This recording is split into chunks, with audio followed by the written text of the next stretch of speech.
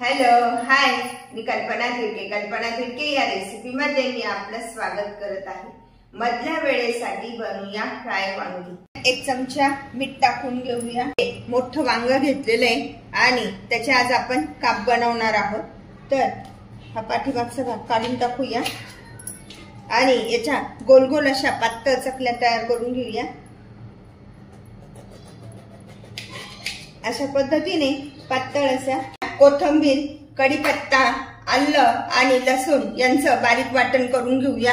या मिठाच्या पाण्यामध्ये आपण हे काप असे भिजत ठेवलेले आणि आता आपण ते स्वच्छ पाण्याने धुवून घेणार। 2 चमचे डाळीचं पीठ घेतलेले आहे। अशा पद्धतीने चमचा मीठ,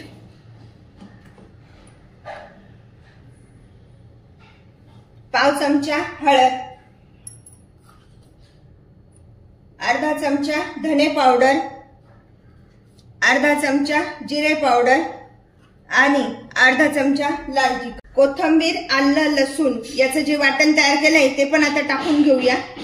असं एकत्र करायचंय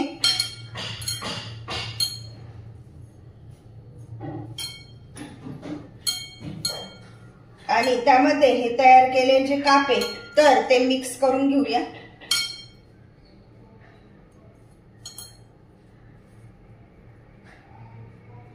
तवा तापत ठेवूया। वाटी रवा घेतलेला आहे, अर्धा चमचा मीठ, चमचा धने पावडर, चमचा हळद, पाव चमचा लाल तिखट एकत्र करून घेणार आहोत आणि त्यामध्ये मी हे तांदळाचं पीठ पण टाकून घेणार आहे। आता हे सर्व साहित्य असं आपण एकत्र करून घ्यायचंय।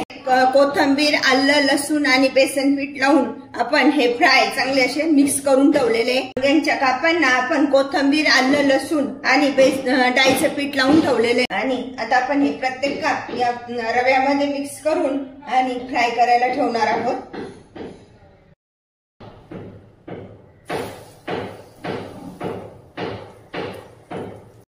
प्रकारे याचे काप असे उलटून देऊया आणि व्यवस्थित मस्त कुरकुरीत होईपर्यंत तव्यावर फ्राय करून घेऊया।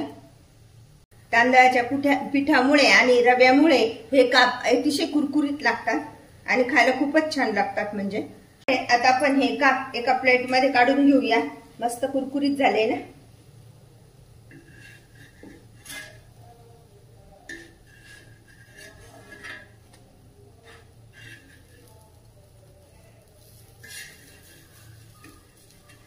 दिसायला तर खूप छान दिसतात पण खायला पण खूप छान लागतात, कुरकुरीत एकदम। आपले हे सगळे वांग्याचे काप खाण्यासाठी तयार झाले। आता आपण काढून घेऊया ते फ्राय वांग्याचे काप। तुम्ही पण बनवा आणि मला मात्र कळवा कशी झाले ते। लाईक आणि सबस्क्राईब करायला विसरू नका। पुन्हा आपण भेटूया नवीन रेसिपीसह। थँक्यू।